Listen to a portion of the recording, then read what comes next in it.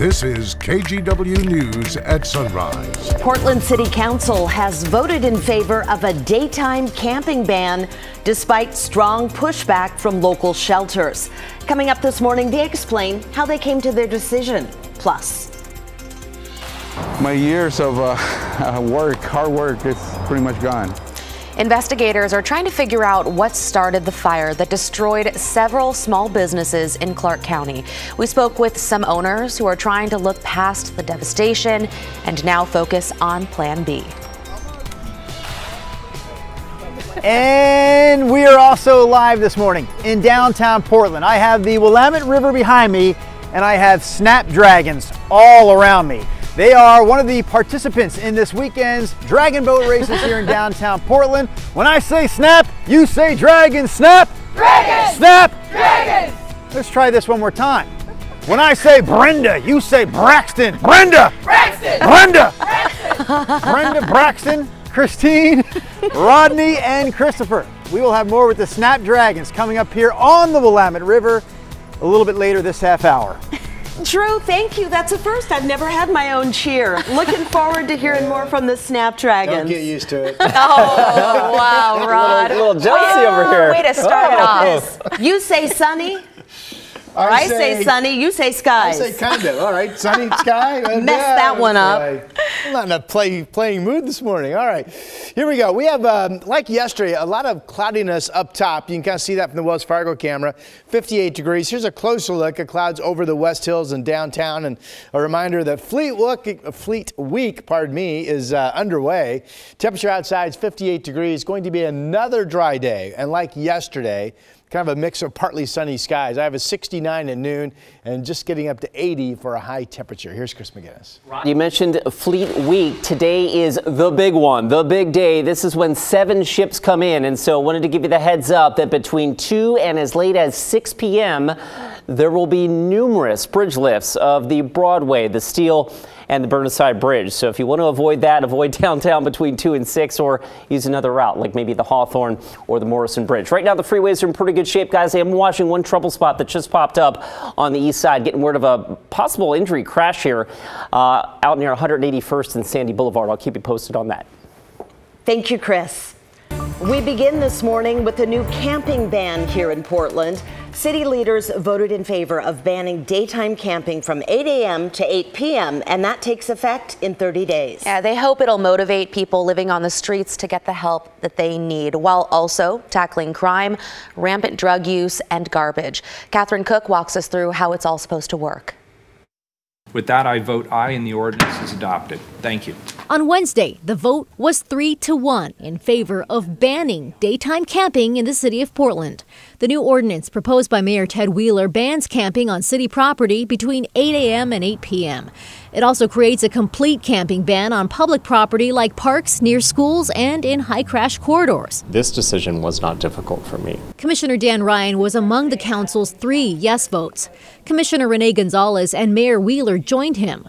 Commissioner Mingus Mapps was absent from council but supports the ban. We need clarity, and we need a commitment to moving forward that allows us to save the soul of the city. Under the ordinance, homeless people can be warned to move their tents once per day, and if they're warned twice and still refuse to move, then on the third time they can be fined up to $100 and face up to 30 days in jail. City officials say the ordinance will focus on members of the homeless community that refuse services. It's not just the economically displaced. I think Portlanders continue to be very compassionate about that segment of our homeless population, but it's the out-of-control crime, heavy drug use, sex trafficking, drug trafficking that Portlanders are done with. And this feels like a unilateral action by the city instead of in partnership with others. Commissioner Carmen Rubio was the sole no vote.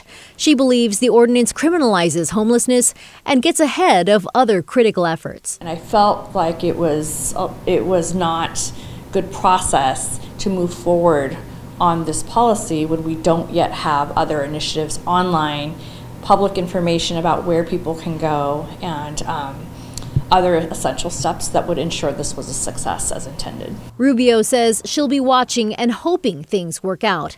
Commissioner Ryan believes the time for waiting has simply run out. Portland, you have been patient. I hear you. Your patience has run out and the status quo is not working. Catherine Cook, KGW News. A heads up for anybody getting SNAP benefits. Fred Meyer and QFC will now accept EBT payments for online grocery orders. This is available for customers in Oregon, Washington, and Idaho. You will need to create an online account before placing digital orders. You can go to the Fred Meyer app or either of the store's websites on your screen. Click My Account, then hit Wallet and add a new card using your EBT account number. Once you're done with that and shopping and checking out, you can select EBT as a payment method. Investigators are trying to figure out what caused a massive fire at an industrial complex in Clark County Tuesday night.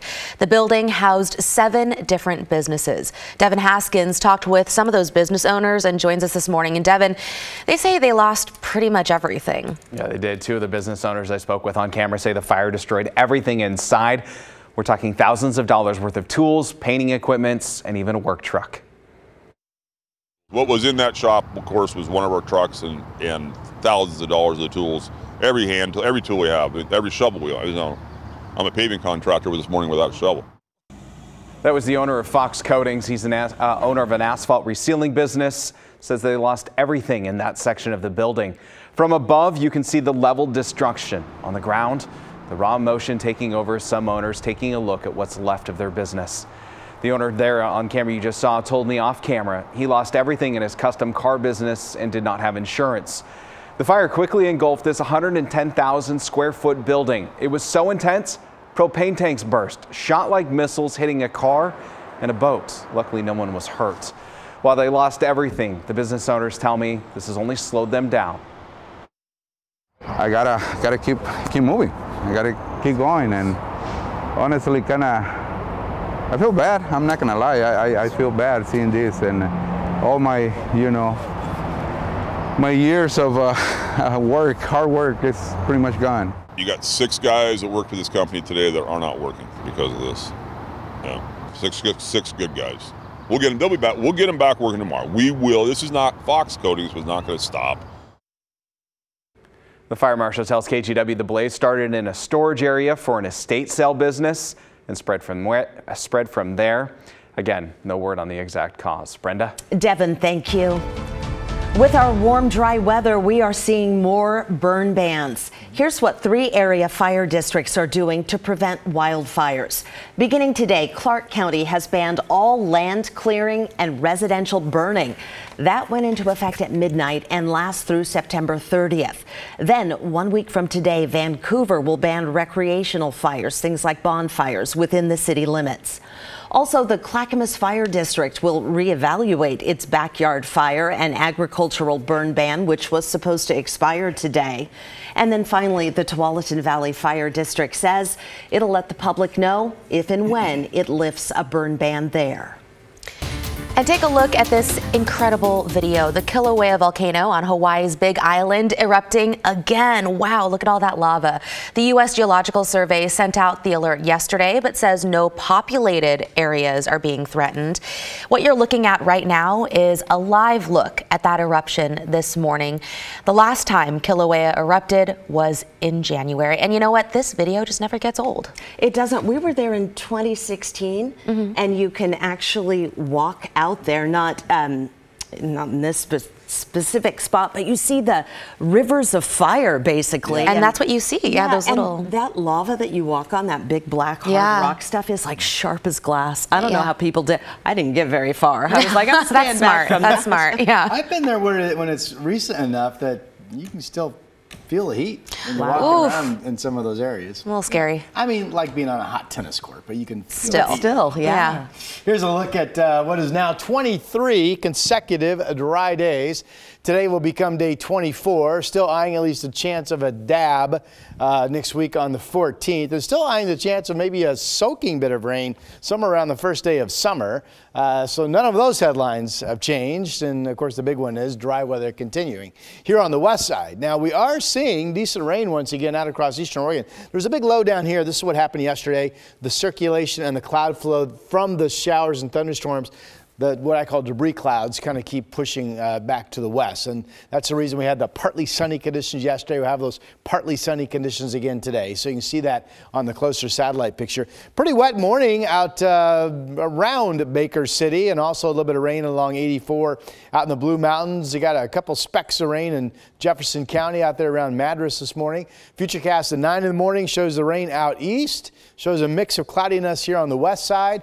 And then earlier in the afternoon, here we are at 2:30, thunderstorms firing up over in central Oregon. So again, there is a storm threat near and east of the Cascades once again today. Partly sunny skies expected here on the west side. We have a lot of clouds out there currently, 58 degrees, the views from the Wells Fargo camera. Here are the other numbers. Cloudiness at the coast expected to become a partly cloudy day. Newport's at 52. Salem's at 50, so there are some cool spots. Then you jump out into the East Gorge, Wasco County, the Dow's at 67. You go out to Baker City and it's 59. Forecast numbers are generally pretty comfortable today. In fact, Salem, McMinnville, Corvallis, you folks may stay in the 70s with partly sunny skies and west winds 5 to 15. I do give Vancouver and Portland a chance to get up to 80. Yesterday it was 84. Similar batch of air overall. 75 in Longview, Battleground 78. Again, west winds 5 to 15. Dry weather through the weekend. Of course, Saturday's Grand Floral Parade morning. We may not see much sun tomorrow. A cloudy start, and we may or may not clear out the entire valley in the afternoon. And then we'll have clouds Saturday morning, perhaps still going on around 10 or so in the parade stars. And then we'll clear out. And then this is a warming forecast more so than what I showed you yesterday. 89 on Monday. And then there's that at least a chance of a raindrop on Wednesday. All right, he is going to be hitting the river at some point this morning. He's getting ready, it looks like. Drew Carney. Hey, Rodney, I am surrounded by some great faces on this Thursday morning. They are the Snapdragons, a dragon boat team that is participating in this weekend's dragon boat races. Just a minute ago, Rod, I asked this group, I said, do you guys do some sort of stretching before you go out and paddle? And they said, no! I was like, wow, really? How about this? Do you guys love to paddle? Yes! Then that's what we'll do. We will paddle with the Snapdragons starting next here on Sunrise.